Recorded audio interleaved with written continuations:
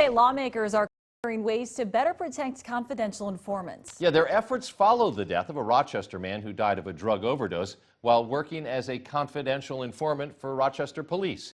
IMT News 3's Anthony Monzon joins us live with more on what lawmakers are now considering, Anthony. Well, Katie and George, that man's name is Matthew Klaus, and this is a photo of him right here behind me. Matthew's passing in 2019 led to calls for more protections for confidential informants. Now state lawmakers are taking up that call, considering companion bills in the House and Senate named after him. Matthew's mother, Denise Klaus, is urging those lawmakers to consider the bills seriously.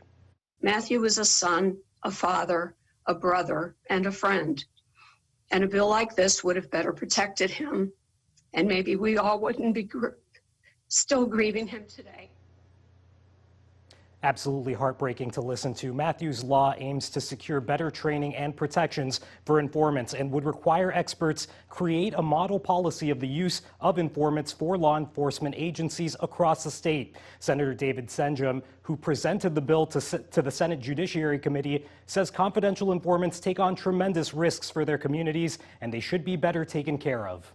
If it were an officer of the law that was in fact working undercover, they would be protected with all kinds of life insurance, workers' compensation insurance, everything that we can give them from the standpoint of offering protection.